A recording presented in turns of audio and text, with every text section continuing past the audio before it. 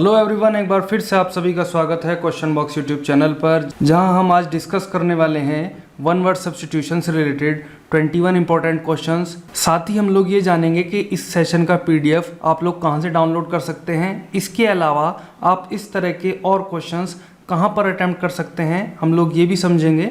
तो आइए सेशन को शुरू करते हैं। सबसे पहला जो सेंटेंस है या ग्रुप ऑफ वर्ड्स है वो कहता है a game that results neither in victory nor in defeat. एक ऐसा खेल जिसमें ना तो जीत मिलती है ना ही हार। अब आप खुद सोचिए, कोई भी खेल जिसमें हार या जीत ना हो वो क्या होता है? ड्रॉ बोला जाता है। मान के चलिए कोई मैच है, क्रिकेट मैच, उसमें ना तो कोई टीम जीती ना कोई हारी, तो ऐसा एक ही परिस्थिति में हो सकता है जब मैच ड्रॉ हो। तो ऑप्शन थर्ड अपना आंसर होना चाहिए। लेकिन बाकी का मतलब भी समझते हैं।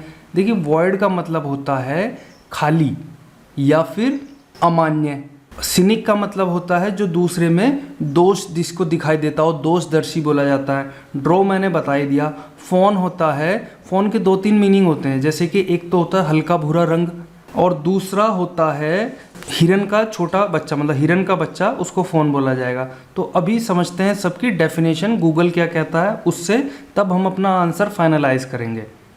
वॉइड होता है something that can no longer be accepted और यूज्ड। ऐसा कुछ जो अब और ज़्यादा एक्सेप्ट या फिर यूज़ ना किया जा सके, यानी कि जो अब मान्य ना हो। दूसरा है ए लार्ज एम्प्टी स्पेस, एक बहुत विशाल खाली जगह या फिर खालीपन। सिनिक होता है ए पर्सन हु बिलीव्स, एक ऐसा व्यक्ति जो ये विश्वास करता है that people only do things for themselves rather than to help others. एक ऐसा व्यक्ति जो ये विश्वास करता है कि अगर कोई व्यक्ति कुछ काम कर रहा है तो वो केवल अपने लिए कर रहा है, ना कि दूसरों की सहायता करने के लिए। यानी कि जिसको हमेशा दूसरों के काम में दोष दिखाई दे। अगर एक शब्द की बात करें तो होता है दोषदर्शी।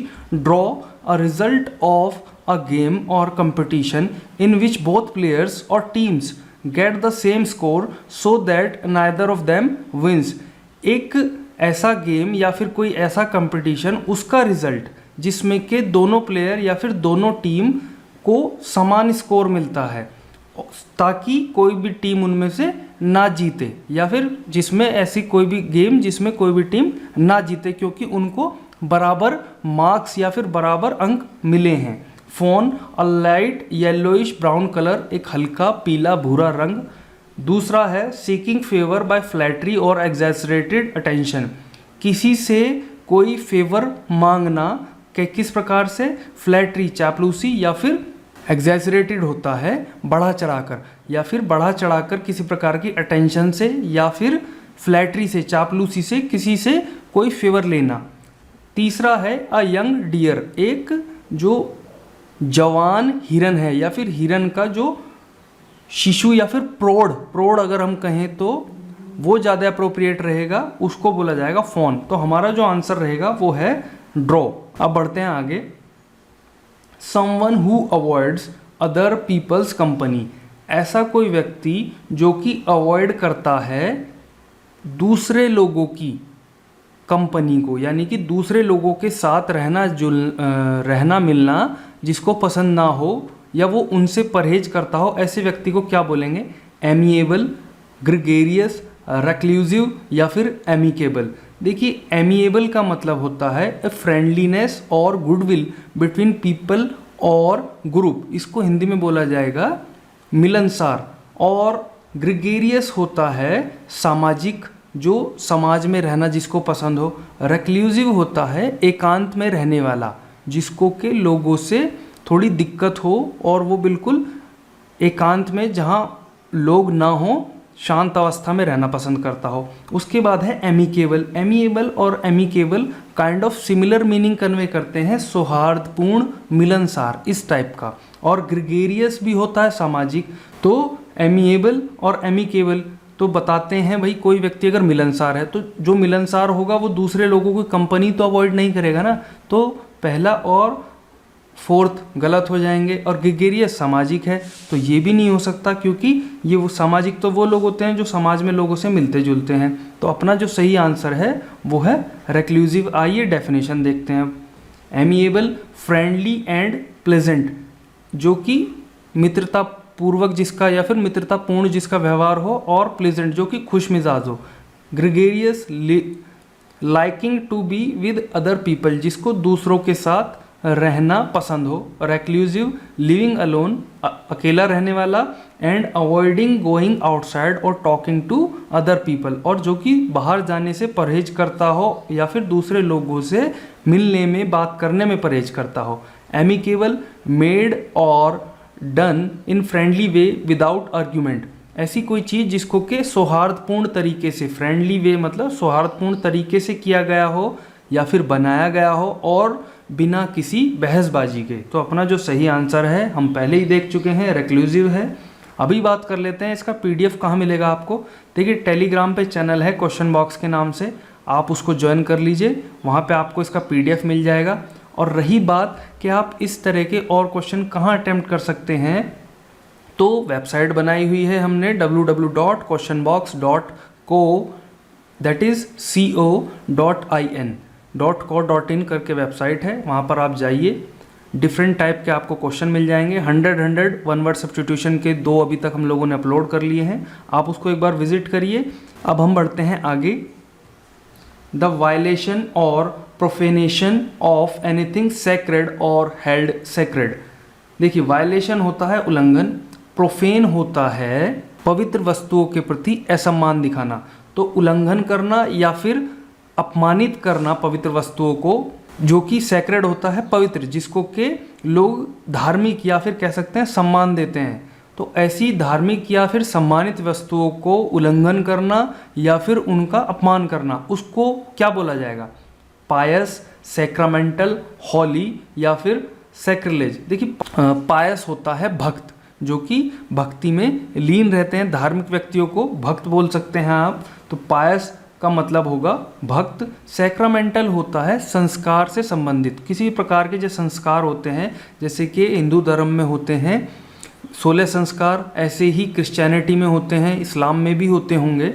होली पवित्र होता है और सैक्रिलेज होता है पवित्र वस्तुओं को अपवित्र करना। तो अपना आंसर क्या होना चाहिए आप लोग सोच लीजिए, अभी हम लोग डिस्कस करते हैं डेफिनेशन को। पायस हैविंग और showing a deep belief in religion, संप्रदाय में रखना या फिर दिखाना एक बहुत गहरा विश्वास, उस व्यक्ति को बोला जाएगा pious. Sacramental relating to an important religious ceremony in the Christian church such as baptism, ये क्रिश्चियन चर्च में किसी महत्वपूर्ण सांप्रदायिक सेरेमनी से संबंधित है। सैक्रामेंटल जो शब्द है, जैसे कि बाप्टिज्म बताया भी गया है आगे, बाप्टिज्म इनकी कोई इंपॉर्टेंट रिलीजियस सेरेमनी है क्रिश्चियन चर्च में, तो उसके लिए सैक्रामेंटल यूज़ किया गया है। हिंदी में बात करें तो होता है संस्कार संबंधी। होली पवित्र होता है, कनेक्टेड विद गॉड, जो कि ईश्वर से संबंधित हो, और विद रिलीजन या फिर किसी संप्रदाय से संबंधित हो। एंड देयरफॉर और इसलिए, वेरी स्पेशल और इम्पोर्टेंट, और इसीलिए वो बहुत खास या फिर इम्पोर्टेंट होता है।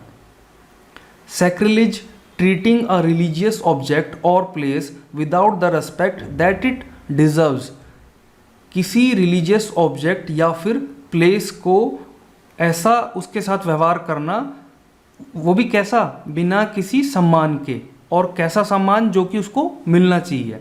ठीक है, तो आप इसको एक शब्द में समझ सकते हैं, पवित्र वस्तुओं का अपमान करना। तो हमारे से पूछा भी यही गया है, वायलेशन और द वायलेशन और प्रोफेनेशन ऑफ एनीथिंग सेक्रेड और हेल्ड सेक्रेड, ऐसी किसी पवित्र वस्तु या फिर जिसको पवित्र माना जाता हो, ऐसी किसी चीज़ का उल्लंघन करना या फिर उसको अपमानित, अपवित्र करना। तो अपना जो सही आंसर है वो है ऑप्शन 4, दैट इज सैक्रिलेज। अब बढ़ते हैं आगे। One who is a centre of attraction, जो कि आकर्षण का केंद्र हो। मान के चलिए आप किसी पार्टी में गए हैं, जब आपका सिलेक्शन हो जाएगा, आप बहुत अच्छे पद पर 4600 ग्रेड पे पर अपना सिलेक्शन पा लेंगे, तो तब आप किसी पार्टी में, अपनी किसी रिश्तेदार की शादी में अगर वहाँ जाते हैं, तब आप होंगे सेंटर ऑफ अट्रैक्शन। अब उसके लिए आपको बताना है वन वर्ड सब्स्टिट्यूट क्या हो सकता है। 4 ऑप्शन है। पहला है एक्सपोजर, दूसरा है साइनोश्योर, तीसरा है कमिश्योर और चौथा है सेंश्योर। देखिए एक्सपोजर निकला है एक्सपोज से। एक्सपोज का मतलब होता है किसी भी चीज़ का कोई रहस्य है उसका उद्घाटन, मतलब उसको बता देना सबको, रहस्य उद्घाटन। साइनोश्योर होता है ए वेरी इंपॉर्टेंट पर्सन या फिर one who is centre of attraction. तो अपना आंसर भी यही है। अब बात आती है कमिश्योर की। ये होता है संधि या फिर a joint, joint between two points, joint के लिए यूज़ किया जाता है। सेंश्योर होता है निंदा करना। आइए डेफिनेशन से समझते हैं आगे। Exposure the act of making something public, किसी चीज़ को पब्लिक में बताना या फिर खोल देना, उसको बोलते हैं एक्सपोजर। फिर आगे कहते हैं the thing that is made public, या फिर उस बात के लिए भी आप एक्सपोजर यूज़ कर सकते हैं जिसको कि पब्लिक को बताया गया है। एक तो प्रक्रिया एक्ट को भी डिफाइन कर सकते हैं आप इससे, और दूसरा थिंग को भी आप एक्सपोजर से डिफाइन कर सकते हैं।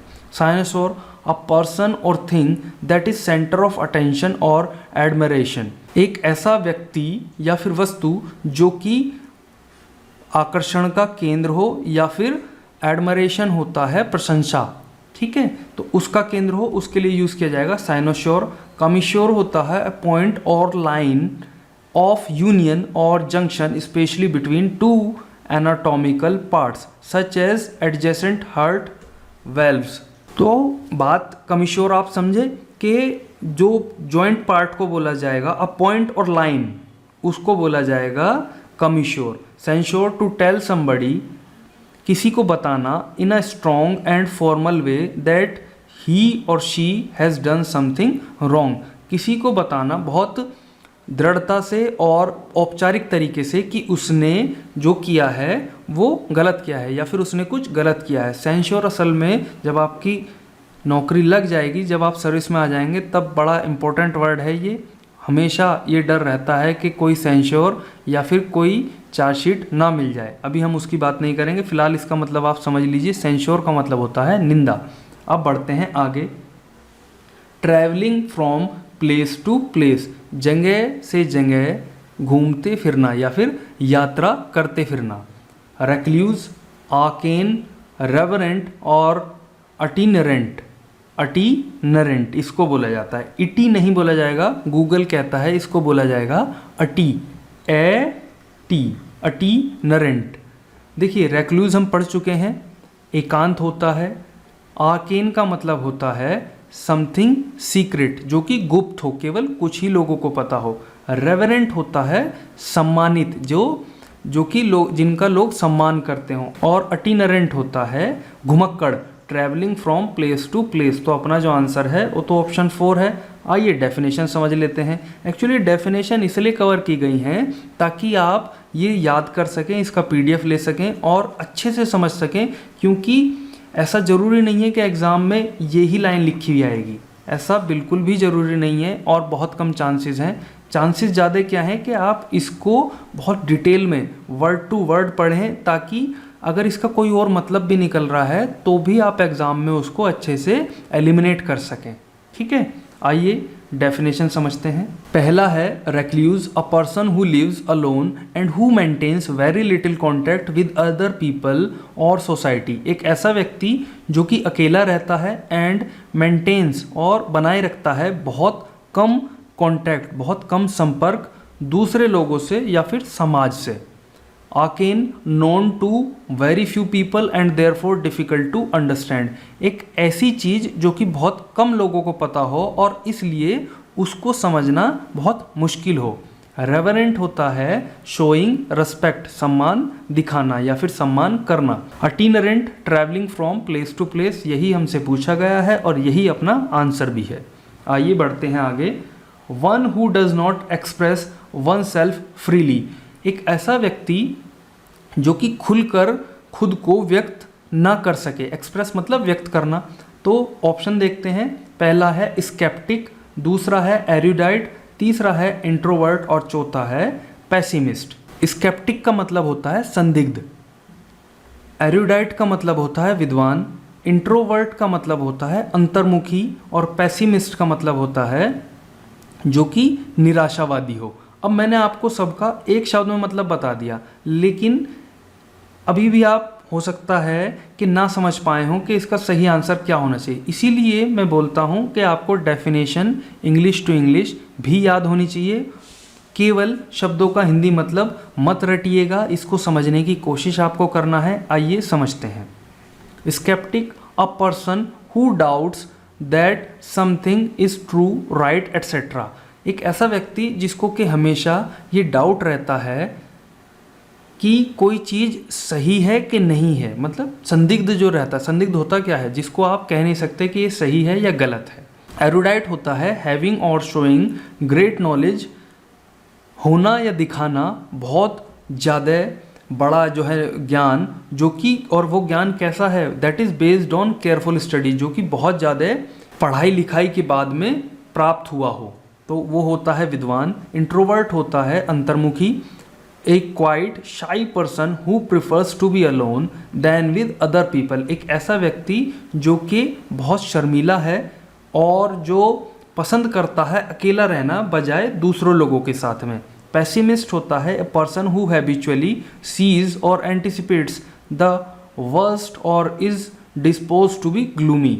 एंटिसिपेट्स होता है पूर्वानुमान लगाना। तो एक ऐसा व्यक्ति जिसकी आदत हो चुकी है कि उसको केवल बुरा ही बुरा दिखाई देगा या फिर वो बुरा ही बुरा चीज़ की पूर्वानुमान लगाएगा, और वो ये सोचता है कि सब कुछ मतलब विनाशकारी होगा, कुछ भी अच्छा नहीं हो सकता। निराशावादी एक शब्द में बात करें तो वो होता है पेसिमिस्ट। अभी आप देखिए, ऊपर पूछा गया है one who does not express one self freely, जो कि खुल के बात ना कर पाए। तो जो खुल के बात नहीं कर पाएगा ना, मान के चलिए अगर मैं इंट्रोवर्ट हूँ, मैं खुल के बात नहीं कर पा रहा हूँ, तो मैं लोगों से परहेज करूँगा कि मैं यार मुझे किसी से नहीं मिलना, मैं अकेला ही रहूं तो ज़्यादा अच्छा है। वो अनकंफर्टेबल फील करता है लोगों के बीच में। तो अपना जो आंसर है वो है इंट्रोवर्ट। इसका जो विपरीत शब्द होता है, एंटोनिम जो रहेगा वो है एक्सट्रोवर्ट। इंट्रो और एक्सट्रो, एक्सट्रो मतलब जो बिल्कुल सब कुछ खुल के लोगों के साथ रहना पसंद करता है। पेसिमिस्ट का होता है ऑप्टिमिस्ट। आइए बढ़ते हैं आगे। ए person who can speak multiple languages, एक ऐसा व्यक्ति जो कि बोल सकता है अलग अलग कई प्रकार की भाषाएं। ऑप्शन फर्स्ट है मिनरेट, दूसरा है पॉलीग्लॉट, तीसरा है स्पायर और चौथा है इंटेस्टेट। देखिए मिनरेट होता क्या है? ये इसको बोला जाता है मस्जिद। इस्लामिक जो रिलीजन है उसमें मस्जिदें बनाई जाती हैं, उनकी जो मीनार होती है उसके लिए मिनारेट यूज़ किया जाता है। पॉलीग्लॉट होता है जो हमसे पूछा गया है, अ person who can speak multiple languages, उसको बोला जाएगा पॉलीग्लॉट, बहुभाषी। स्पायर होता है चर्च की मीनार, जैसे आप कभी चर्च गए हों तो उसमें बहुत लंबी अगर मीनार है तो उसको बोला जाएगा स्पायर। और इंटेस्टेट होता है जो व्यक्ति बिना वसीयत लिखे मर जाता है तो वो होता है इंटेस्टेट। आइए समझते हैं इसकी definitions. Minaret, a tall thin tower usually forming part of a building where Muslims meet and pray, उसको बोला क्या जाता है? A mosque. ये टोटल जो ये जहाँ मुस्लिम्स मिलते हैं और प्रे करते हैं उसको तो मस्जिद ही बोला जाता है, जिसको इंग्लिश में मॉस्क कहते हैं। तो मस्जिद की दीवार हो जाएगी, मस्जिद की मीनार हो जाएगी मिनारेट। और polyglot, knowing or written in more than one language, एक से ज़्यादा लैंग्वेज में लिखा हुआ या एक से ज़्यादा लैंग्वेज को जानने वाला polyglot. Spire, a tall pointed tower on the top of a church, church के ऊपर बनी हुई एक tall pointed tower. Intestate, a person who has died without having made a will, एक ऐसा व्यक्ति जो कि मर जाता है बिना वसीयत लिखे हुए। तो जो आंसर रहेगा वो है ऑप्शन 2 पॉलीग्लॉट। अब बढ़ते हैं आगे। A person who has given up their beliefs, एक ऐसा व्यक्ति जिसने कि अपनी जो मान्यताएं हैं, बिलीफ होता है धारणा या फिर मान्यता, उनको त्याग दिया है। ऑप्शन फर्स्ट है मिसांथ्रोप, दूसरा है वर्सेटाइल, तीसरा है एपोस्टेट और चौथा है क्रूसेड। देखिए मिसांथ्रोप क्या होता है? जो कि मनुष्य से घृणा करने वाला, अ हेटर ऑफ मैनकाइंड, मानव जाति से ही जिसको नफरत हो वो होता है मिसांथ्रोप। वर्सेटाइल होता है जो कि बहुत सारी चीज़ों में जिसको निपुणता हासिल हो। एपोस्टेट होता है जिसने के अपना जो रिलीजन है या फिर उसकी जो धारणाएं हैं, धार्मिक मान्यताएं हैं, उनको त्याग दिया हो या फिर बदल लिया हो। एपोस्टेट बेसिकली धार्मिक भी हो सकता है या फिर पॉलिटिकल बिलीफ भी हो सकते हैं। क्रूसेड होता है अ रिलीजियस वॉर, अगर हिंदी में बात करी जाए तो होगा धर्म युद्ध। आइए डेफिनेशन समझते हैं। मिसंथ्रोप अ पर्सन हु हेट्स और अवॉइड्स अदर पीपल, एक ऐसा व्यक्ति जो कि नफरत करता है दूसरे लोगों से या फिर उनसे परहेज करता है। Versatile, able to do many different things, जो कि कर सकता हो बहुत सारी अलग अलग चीज़ें या फिर बहुत सारे अलग अलग काम को कर सकता हो, वो होता है वर्सेटाइल। एपोस्टेट होता है someone who has given up their religion और लेफ्ट अ पॉलिटिकल पार्टी, एक ऐसा व्यक्ति जिसने कि अपना धर्म कोई एक ऐसा व्यक्ति जिसने अपना संप्रदाय या फिर कोई राजनीतिक पार्टी को छोड़ दिया हो। Crusade, a fight for something that you believe to be good or against something that you believe to be bad, एक ऐसा युद्ध उन चीज़ों के लिए जिनको कि आप सही मानते हैं या फिर उन चीज़ों के खिलाफ जिनको कि आप गलत मानते हैं। तो हमारे से पूछा गया है a person who has given up their beliefs, तो अपना जो आंसर होगा सही वो होगा option third, that is apostate. आइए बढ़ते हैं आगे। One who adapts one self readily to various situations, एक ऐसा व्यक्ति जो कि ढाल लेता है। अडेप्ट मतलब ढाल लेना, परिस्थितियां जैसी भी हों उसी के अनुसार खुद को मॉडिफाई कर लेना। तो एक ऐसा व्यक्ति जो कि अलग अलग परिस्थितियों में खुद को आसानी से ढाल लेता है। Option first versatile, option two orthodox, तीसरा है फेस्टिडियस और चौथा है आर्डेंट। देखिए वर्सेटाइल अभी हमने पढ़ा, जो कि बहुत सारे काम अलग अलग कर सकता हो, one who is able to do many different things. Orthodox होते हैं कट्टर, जो कि अपनी बिल्कुल मतलब ये मान के चलिए उन्होंने जो सोच लिया है, या फिर रूढ़िवादी आप इसको कह सकते हैं कि उन्होंने जो सोच लिया है वही सही है, उनकी सोच में बदलाव करना नामुमकिन है, लगभग नामुमकिन है। फस्टिडियस होता है one who is hard to please या फिर मिस्टर परफेक्शनिस्ट, जिसको के सब कुछ बिल्कुल परफेक्ट चाहिए या जिसको खुश करना बहुत मुश्किल हो। आर्डेंट होता है उत्साही, जो कि एंथुजियास्टिक बोल सकते हैं आप। आइए डेफिनेशन समझते हैं फिर पहुँचेंगे कंक्लूजन पर। Versatile, able to change easily from one activity to another or able to be used for many different purposes, एक ऐसा व्यक्ति जो कि एक एक्टिविटी से दूसरी में आसानी से बदल सके और जो कि आराम से या फिर सक्षम हो बहुत सारे काम में यूज़ किए जाने के लिए, वो होता है वर्सेटाइल। ऑर्थोडॉक्स होता है that most people believe, do और एक्सेप्ट, यूजुअल जो कि सामान्य हो या फिर जिसको बहुत सारे लोग विश्वास करते हों या फिर स्वीकार करते हों, वो होता है ऑर्थोडॉक्स। रूढ़िवादी बोला जाता है जिसको कि सामान्य की अब ये जो चीज़ चली आ रही है ये तो यूजुअल है, सामान्य है, इसको चेंज नहीं कर सकते या किया नहीं जाना चाहिए। फस्टिडियस, डिफ़िकल्ट टू प्लीज़ या फिर wanting everything to be perfect, जिसको कि खुश करना बहुत मुश्किल हो या फिर जिसको हर चीज़ परफेक्ट चाहिए हो, वो होता है फस्टिडियस। आर्डेंट हमने बताया एंथुजियास्टिक होता है, शोइंग स्ट्रॉन्ग फीलिंग्स, जो कि बहुत दृढ़ फीलिंग्स को दिखाए, या फिर specially a strong liking for somebody और समथिंग, किसी व्यक्ति या वस्तु के लिए जिसकी बहुत स्ट्रॉन्ग इच्छा या फिर पसंद हो, उसको आर्डेंट बोला जा सकता है। आइए अब समझते हैं अपना आंसर होना क्या चाहिए। इन चारों में आप खुद सोच लीजिए कि जो मोस्ट अप्रोप्रिएट है वो क्या होगा, वर्सेटाइल होगा कि नहीं होगा, क्योंकि वर्सेटाइल ही एक ऐसा व्यक्ति है जो कि बहुत सारी चीज़ें करने में सक्षम हो। बहुत सारी चीज़ें का मतलब होगा कि भाई आपने उसको एक सिचुएशन में डाल रखा है, अब आप अगर उसको दूसरी सिचुएशन में ले जाएंगे तो वहाँ भी वो उसको उतने ही अच्छे तरीके से करेगा। तो option first versatile is the correct answer.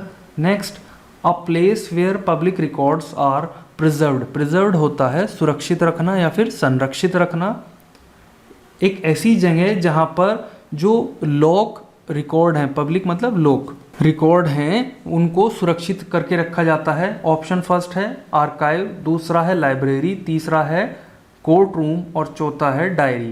देखिए आर्काइव होता है जहाँ पर पुरातन लेख यानी कि पुराने समय से, या फिर ये कह सकते हैं आप जहाँ पे पब्लिक रिकॉर्ड रखे जाएं सीधा सीधा, वो होता है आर्काइव। दूसरा है लाइब्रेरी, पुस्तकालय, वहाँ पे पब्लिक रिकॉर्ड नहीं रखते आप, वहाँ रखी जाती हैं पुस्तकें। कोर्ट रूम होता है न्यायालय कक्ष, वहाँ का तो मतलब ही नहीं है पब्लिक रिकॉर्ड रखने का।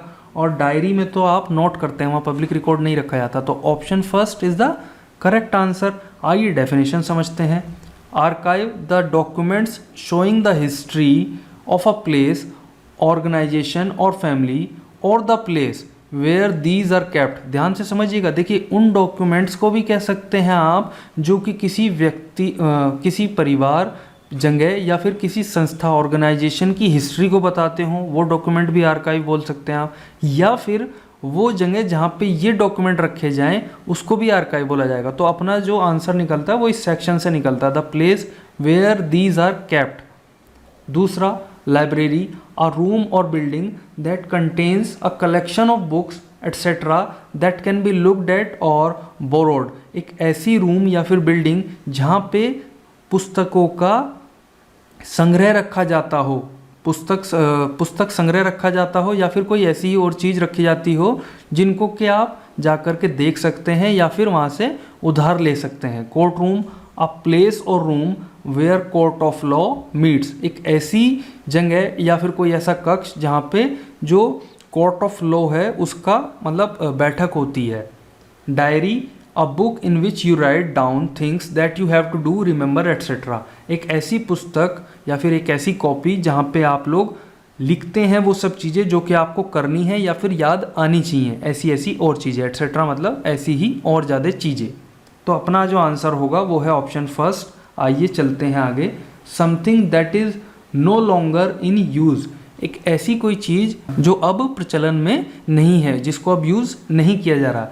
एब्सोल्यूट, वॉग, ऑब्सोलीट या फिर कंटेम्प्रेरी। देखिए एब्सोल्यूट होता है परम, उससे ऊपर कुछ नहीं होता। जैसे कि एब्सोल्यूट टेम्परेचर है तो उससे ऊपर नहीं हो सकता टेम्परेचर, मतलब उससे नीचे नहीं हो सकता टेम्परेचर, परम ताप। वॉग होता है फैशन, ऑब्सोलीट होता है जो कि प्रचलन से अब बाहर हो, और कंटेम्प्रेरी होता है समकालीन। तो अब खुद सोच लिए, समकालीन में बता देता हूँ आपको, जो कि जैसे कि दो व्यक्ति हैं, अगर वो एक समय पर इतिहास में थे, जैसे कि गांधी जी को ले लीजिए या फिर जो हमारे प्रथम प्रधानमंत्री थे नेहरू जी, उनको ले लीजिए आप, तो दोनों ही लगभग समकालीन थे, तो उनको आप बोल सकते हैं कंटेम्प्रेरी एक दूसरे के।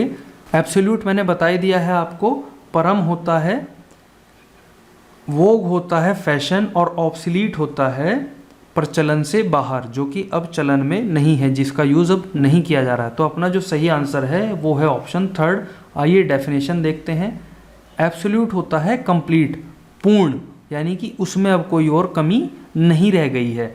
वोग a fashion for something, obsolete no longer useful because something better has been invented. अब यूज़फुल नहीं रह गई है क्योंकि उससे भी कुछ और अच्छा चीज़ आविष्कार कर ली गई है। Contemporary belonging to the same time as somebody something else, उसी समय से जिसमें कि कोई और व्यक्ति वस्तु है, उसमें उससे संबंध रखना या उस समय का होना। एग्जाम्पल मैंने आपको पहले ही दे दिया है। तो अब हमारा आंसर देख लेते हैं। ऑब्सोलीट हमारा आंसर है। अब चलते हैं आगे। A lover of good food, अच्छे खाने का शौकीन, उसको बोलेंगे क्या? पहला है ईसाटेरिक, दूसरा है शाउनिस्ट, तीसरा है गोमांड और चौथा है आगोफाइल। देखिए ईसाटेरिक होता है, ईसो नहीं होगा, ये गूगल कहता है ईसाटेरिक। हालांकि प्रोनाउंसिएशन में मैं खुद कंफ्यूज हो जाता हूँ, तो अगर प्रोनाउंसिएशन में थोड़ा दाएं बाएं इधर उधर निकल जाए तो उसको इग्नोर कर लीजिए। सो ईसोटेरिक पे आते हैं वापस। मतलब होता है गूढ़, गूढ़ का मतलब होता है जो कि बहुत ज़्यादा कॉम्प्लेक्स हो, जटिल हो। आगे इसको समझेंगे भी हम डेफिनेशन से। आगे है शाउनिस्ट, इसको हिंदी में बोला जाता है पुरुष श्रेष्ठवादी। तो ये वो लोग होते हैं जो कि ये सोचते हैं कि जो महिलाएं हैं वो पुरुषों से हमेशा 19 हैं, अगर पुरुष 20 हैं तो महिलाएं हमेशा 19 हैं। तो ऐसी सोच रखने वाले व्यक्ति को बोला जाता है शाउनिस्ट। गोमांड होता है चटोरा, जो को के अच्छा खाने का बहुत मन करता हो या फिर अच्छा खाने का जो प्रेमी हो। तो अपना आंसर भी यही होना चाहिए, लेकिन ऑप्शन 4 भी देखेंगे। आर्गोफाइल होता है जो कि जिसको काम में बहुत ज़्यादा, कोई काम अगर वो कर रहा है उसको काम को करने में बहुत आनंद आता हो, वो होता है अर्गोफाइल। तो आइए डेफिनेशन समझते हैं। Esoteric, likely to be understood or enjoyed by only few people with a special knowledge or interest, जिसको के केवल कुछ ही लोगों के द्वारा एंजॉय या फिर समझा जा सकता है, और ये लोग भी वो होंगे जिनको के कोई स्पेशल नॉलेज या फिर स्पेशल इंटरेस्ट होगा, तभी वो उस चीज़ को समझ पाएंगे। तो ये ईसोटेरिक जो होगा वो होगा गूढ़ या फिर जटिल कह सकते हैं आप इसको। Chauvinist, someone who believes that or behaves as if women are naturally less important, intelligent or able than man, एक ऐसा कोई जो कि ये सोचता है कि जैसे कि महिलाएं वो प्राकृतिक तौर पर ही आदमियों से कम इम्पोर्टेंट, कम इंटेलिजेंट या फिर कम सक्षम है, उनको शाउनिस्ट बोला जाता है। Gourmand, a person who enjoys eating or eats large amounts of food, एक ऐसा व्यक्ति जिसको के खाना पसंद हो या फिर जो कि खाता हो बहुत ज़्यादा खाना, चटोरा, पेटू, कुछ भी बोल सकते हैं आप इसको। Ergophile, a person who loves to work, जिसको काम करना बहुत पसंद हो। तो अपना जो आंसर है वो है ऑप्शन थर्ड, दैट इज़ गोमांड। आइए बढ़ते हैं आगे। स्टडी ऑफ बॉडी फंक्शंस, शरीर की जो क्रियाएं हैं उनका अध्ययन करना क्या कहलाया जाएगा? जीनियोलॉजी, ये होता है वंशावली, कि कोई भूतकाल में कोई व्यक्ति था, उसका वंश कैसे कैसे फैलता गया, उस प्रकार का डायग्राम बनाना, वो होता है जीनियोलॉजी। फिजियोलॉजी होता है शरीर क्रिया विज्ञान, जो कि हमसे पूछा गया है, तो अपना आंसर भी यही है। लेकिन आगे बढ़ते हैं। साइकोलॉजी होता है मनोविज्ञान, और एस्ट्रोलॉजी होता है फलित ज्योतिष, जिसमें कि ये दिखाया जाता है या ये बताया जाता है कि ये जो सेलेस्टियल बॉडीज़ हैं या फिर ग्रह हैं, उनकी चाल का, जिस प्रकार से वो विचरण कर रहे हैं, उनकी चाल का हमारे जो जीवन है उनके ऊपर क्या कोई प्रभाव पड़ता है, उसको बोला जाता है एस्ट्रोलॉजी। एस्ट्रोलॉजी और astronomy both are different things, इसको आप चाहें तो गूगल कर सकते हैं। अब हम बढ़ते हैं आगे। ये सब डेफिनेशन है, इसमें गहराई में मैं नहीं जाऊँगा, आप लोग PDF डाउनलोड कर लीजिए और इसको पढ़ लीजिएगा। तो अपना जो आंसर है वो है फिजियोलॉजी। नेक्स्ट है बिलोंगिंग टू सेम काइंड, जो कि एक ही प्रकार से या फिर एक ही जाति, एक ही प्रक्रिया से संबंधित हो, उनको क्या बोला जाएगा? Option first sebaceous. सिबेशियस होता है तेल पैदा करने वाला, हमारे शरीर काइंड ऑफ, ये हमारे शरीर से रिलेटेड है, कोई इस प्रकार की ग्रंथि या फिर अंग को बोला जाएगा जो कि हमारे शरीर में या फिर त्वचा पर तेल पैदा करता हो। हेट्रोजीनियस होता है जिसके सभी जो कंपोनेंट्स हैं वो अलग अलग चीज़ से बने हुए हों। होमोजीनियस होता है जिसके सभी कंपोनेंट्स एक जैसे हों। और कैसरोल होता है, खाने की रोटियां जब बनती हैं तो जिस डब्बे में रोटियां रखी जाती हैं तो उसको कैसरोल बोला जाता है। आइए इनकी डेफिनेशन समझते हैं, तब आप लोगों को अच्छे से क्लियर होगा। Sebaceous, producing a substance like oil in the body, एक ऐसा कोई सब्सटेंस, तेल जैसा कोई चीज़, सब्सटेंस को प्रोड्यूस करना शरीर में, वो होता है sebaceous. Heterogeneous, consisting of different kinds of people और थिंग्स, हेट्रोजीनियस वो चीज़ बोली जाएगी जिसमें कि अलग अलग चीज़ें हों से मिलकर के बना हो या अलग अलग लोगों से मिलकर बना हो। Homogeneous, made up of parts that are all of same type, जो कि सभी सेम प्रकार के पार्ट्स से मिल करके बना हो, वो होमोजीनियस होता है। Casserole, a large dish of earthenware or glass with a lid for cooking and serving food, casserole बोल सकते हैं आप, मान करके चलिए। एक तो रोटियां रखने के लिए सबसे सटीक उदाहरण है। दूसरा, कोई मेहमान वगैरह आए हैं तब उनके लिए कोई बर्तन आपको लेकर के जाना, तो उसमें आप सब्जी करके रख के लेके जा सकते हैं। अगर अभी भी समझ में नहीं आया तो क्या हो सकता है कैसरोल, आप गूगल पे डालिए, इमेज में जाइए, वहाँ से देख लीजिए, बहुत क्लियर हो जाएगा। तो अपना जो आंसर होगा वो सेबेशियस नहीं हो सकता, कैसरोल नहीं हो सकता, होमोजीनियस हेट्रोजीनियस में हो सकता है। लेकिन हेट्रोजीनियस भी हमने पढ़ा है कि उसमें अलग अलग उसके कंपोनेंट होते हैं, लेकिन यहाँ पे क्या कह रहे हैं, सेम होना चाहिए, तो सेम तो होमोजीनियस में होता है। आइए अब इसका आंसर जान लेते हैं। होमोजीनियस ही अपना आंसर है। अब बढ़ते हैं आगे।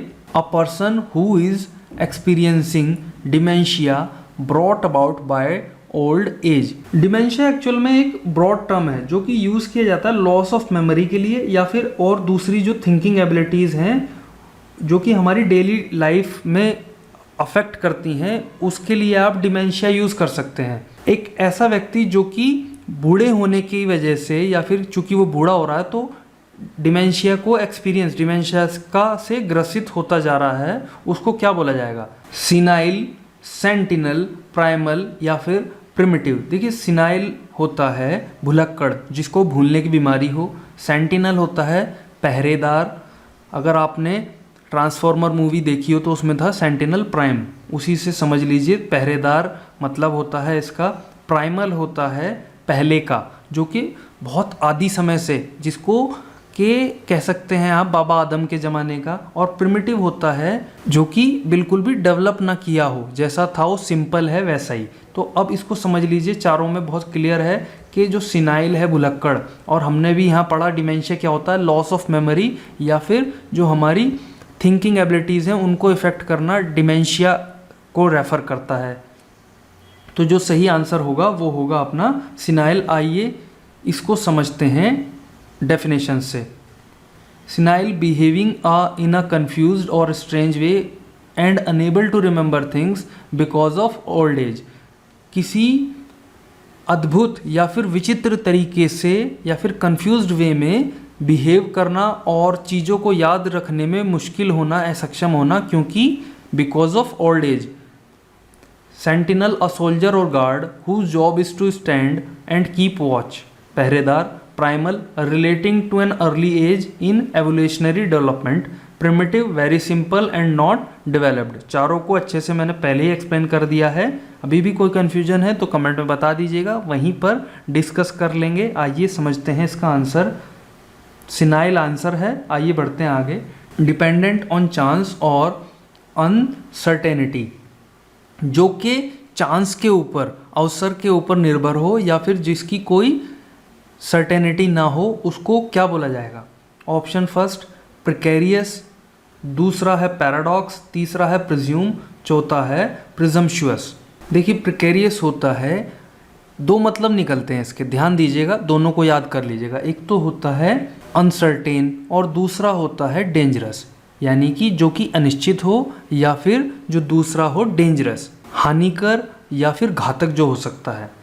दूसरा है पैराडॉक्स, इसका मतलब होता है विरोधाभास। आप कह कुछ रहे हैं, कोई और कुछ कह रहा है, तो दोनों का जो विचारों में विरोध रहेगा वो उसको कहेंगे आप विरोधाभास।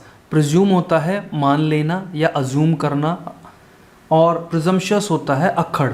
तो अभी हम लोगों ने हिंदी मतलब समझ लिया, आगे हम बढ़ें उससे पहले आप लोग ये समझिए डिपेंडेंट ऑन चांस और अनसर्टेनिटी, इसके लिए क्या वन वर्ड यूज़ कर सकते हैं आप? क्या आप प्रिकेरियस यूज़ कर सकते हैं? हाँ कर तो सकते हैं, क्योंकि इसमें हमने देखा इसका मतलब होता है अनसर्टेन और डेंजरस, तो उसमें एक वर्ड निकलता है अनसर्टेन, तो यूज़ तो कर सकते हैं। पैराडॉक्स का मतलब हमने समझा विरोधाभास, प्रिज्यूम मान लेना और प्रिजम्पशस अक्खड़। तो तीसरा और चौथा तो खत्म हो जाते हैं, पैराडॉक्स विरोधाभास। विरोधाभास और अनसर्टेन दो अलग अलग चीज़ें हैं, इसमें कंफ्यूज होने की बिल्कुल भी ज़रूरत नहीं है। आइए समझते हैं डेफिनेशन से। Precarious dependent on circumstances beyond one's control, ऐसा कुछ जो कि निर्भर हो ऐसी परिस्थितियों पर जिन पे किसी का कोई कंट्रोल ना हो, उन परिस्थितियों पर निर्भर होने वाली चीज़ को प्रिकेरियस बोला जाएगा। एक वर्ड में आप कह सकते हैं अनसर्टेन, अनस्टेबल या फिर इनसिक्योर। इसका एक मतलब और होता है डेंजरस, वो भी याद करके रखिएगा आप लोग। पैराडॉक्स अ सिचुएशन और स्टेटमेंट विद टू और मोर पार्ट्स दैट सीम स्ट्रेंज और इम्पॉसिबल टुगेदर, कोई ऐसी परिस्थिति या फिर कोई ऐसा वक्तव्य है जिसमें कि दो या दो से ज़्यादा पार्ट हैं और वो ऐसे प्रतीत होते हैं कि या तो वो बहुत विचित्र हैं या फिर एक साथ होना उनका असंभव है। ऑप्शन थर्ड है प्रिज्यूम, सपोज करना, मान लेना। Presumptuous confident that something will happen or something or that somebody will do something without making sure first in a way that annoys people।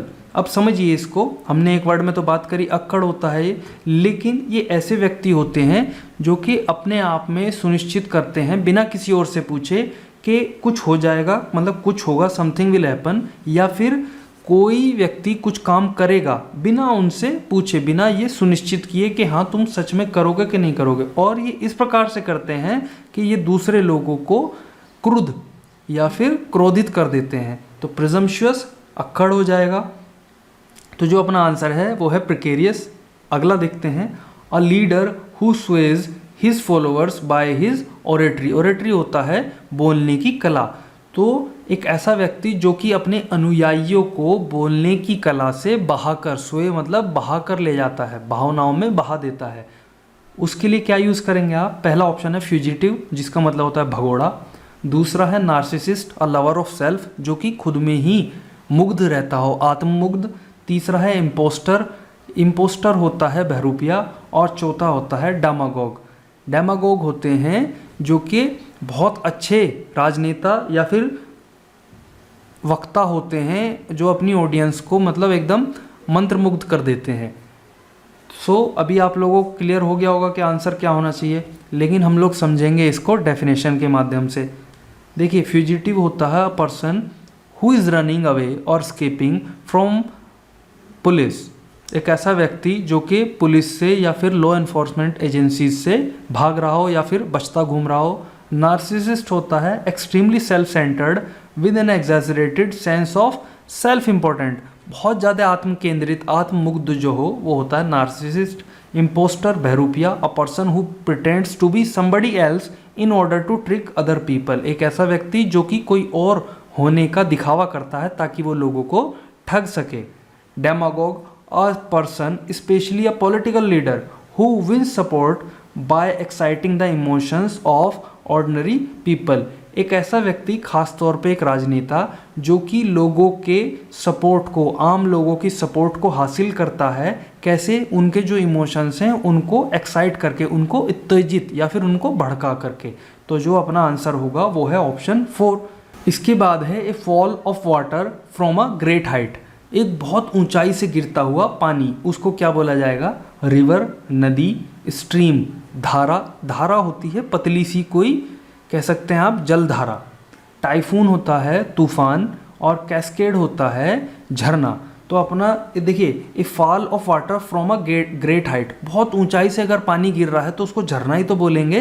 तो अपना जो आंसर है वो ऑप्शन 4, रिवर नहीं होगा। वो रिवर तो अगर कहीं से आ रही है तो रिवर जो हाँ गिर रही है, वो अगर मान के चलिए पहाड़ों से वो गिर भी रही है तो उस पॉइंट को नहीं बोलेंगे। रिवर बोला जाएगा जहाँ वो नीचे समतल पर बह रही है, जैसे गंगा है तो जमीन पे जहाँ बह रही है उसको रिवर बोला जाएगा। ग्रेट हाइट से अचानक पानी गिरते हुए को झरना बोला जाता है, और वो होता है कैस्केड। ये है इसकी definition. River, a large natural flow of water that goes across land and into the sea. एक लंबा और प्राकृतिक पानी का बहाव जो कि जमीन को पार करता हुआ समंदर में जा गिरता है। स्ट्रीम होता है ए स्मॉल रिवर, एक छोटी जलधारा। Typhoon, a violent tropical storm with strong winds. एक ऐसा आक्रामक या फिर बहुत ही विध्वंसक स्टॉर्म, तूफान, जो कि जिसमें बहुत ज़्यादा भयंकर हवाएं चलती हों। कैस्केड, अ वाटरफॉल। तो अपना जो आंसर है वो है ऑप्शन 4। इसके बाद है a child born after the death of his father. एक ऐसा बच्चा जो कि अपने पिता की मृत्यु के बाद पैदा हुआ हो। ऑफन, अनाथ। स्यूडोनिम, स्यूडोनिम होता है छद्म नाम। मान लीजिए मेरा नाम राम है और मैं XYZ के नाम से अपना जो है खुद को रिप्रेजेंट कर रहा हूँ, तो मैं अपने लिए छद्म नाम का यूज़ कर रहा हूँ, स्यूडोनिम। पोस्थुमस होता है कोई भी जो ये कई चीज़ों के लिए यूज़ हो सकता है। बुक के लिए भी यूज़ हो सकता है, अवार्ड के लिए भी यूज़ हो सकता है, या फिर जो हमसे पूछा गया है चाइल्ड के लिए भी हो सकता है। मतलब जो इसको करने वाला है उसके बाद में, जैसे बच्चा उसके पिता के बाद पैदा हुआ है मरने के ना, तो पोस्थुमस हो जाएगा। ऐसे ही अगर अवार्ड जो है किसी सैनिक के मरने के बाद दिया जा रहा है तो वो भी पोस्थुमस हो जाएगा। ऐसी बुक है वो राइटर के मरने के बाद पब्लिश हो रही है, वो भी पोस्थुमस हो जाएगी। बिगट होता है कट्टर, जो कि बहुत ज़्यादा अपने विचारों में दृढ़ हों कि नहीं ये ही सही है, बिल्कुल भी चेंज नहीं हो सकते। ये है definition. Orphan, a child whose parents are dead. अनाथ बोला जाएगा जिसके पेरेंट्स ही, संरक्षक जो हैं माता पिता, उनकी ही मृत्यु हो गई है, वो होता है ऑर्फन।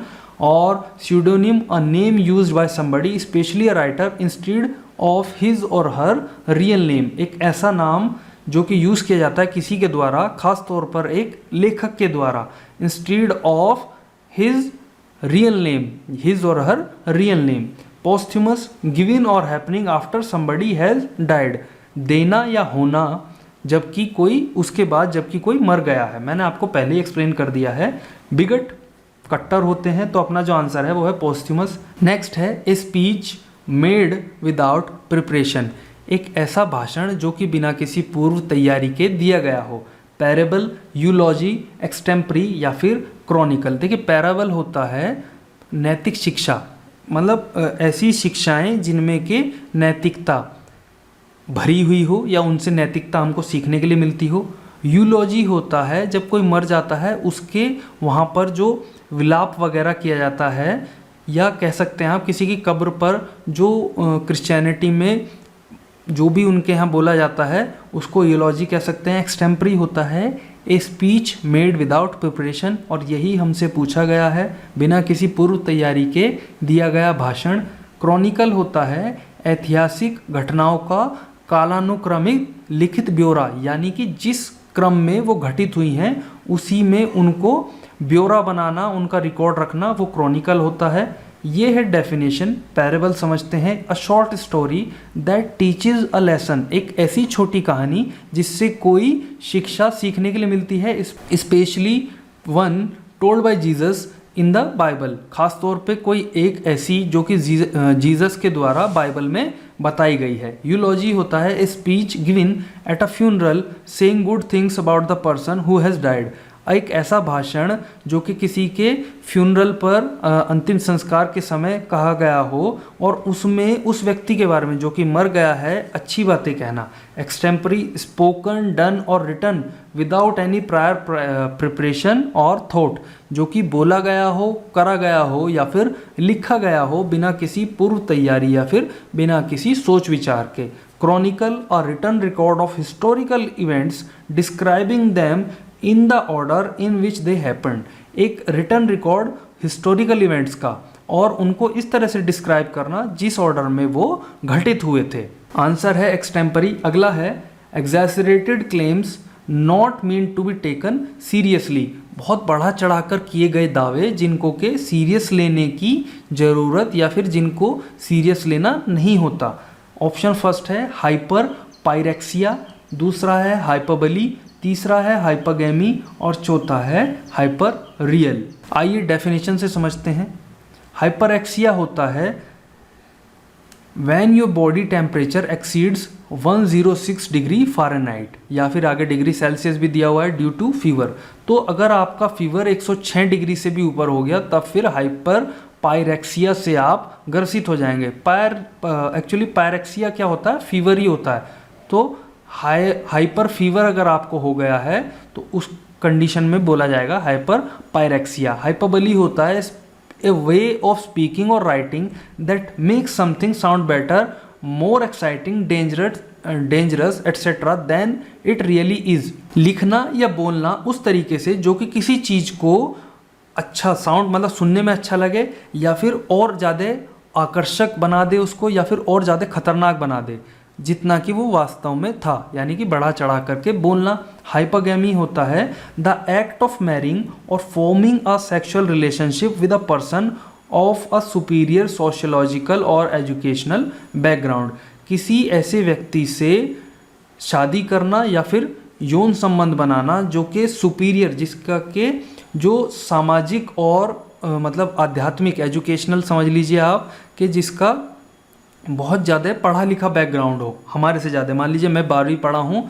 और अगर मैं ग्रेजुएशन वाले व्यक्ति से या फिर और भी ज़्यादा PhD वाले व्यक्ति से शादी करता हूँ तो ये हाइपरगैमी कहलाया जाएगा। हाइपर रियल होता है exaggerated in comparison to reality, जो वास्तविकता है उसके मुकाबले बहुत ज़्यादा बढ़ा चढ़ा करके बात की गई हो तो वो होगा हाइपर रियल। सो अभी हम लोगों ने पढ़ा इन चारों की जो डेफिनेशन है वो क्या कहती है। देखिए हाइपरएक्सिया नहीं हो सकता, हाइपरगैमी नहीं हो सकता। अब हाइपरबली और हाइपर रियल में जो सही आंसर है या फिर इन दोनों में मोर अप्रोप्रिएट है वो है हाइपरबली, क्योंकि दो इसके कारण हैं। एक तो ये कह रहा है कि not mean to be taken seriously. Hyperbole में कहा क्या जाता है कि अतिशयोक्ति इसको बोला जाता है।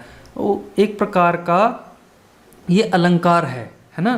तो अलंकारों में अगर आप पढ़ेंगे इसको, ये कहता है ये चीज़ों को इस प्रकार से रिप्रेजेंट किया जाता है कि वो वास्तव में वैसे नहीं है, देन इट रियली इज़। जबकि हाइपर रियल में आप कह सकते हैं 19-20 का फ़र्क। बहुत ज़्यादा इसमें गहराई में हमें जाने की ज़रूरत नहीं है, क्योंकि गूगल भी बहुत विशेष इन दोनों में अंतर नहीं बता पाया।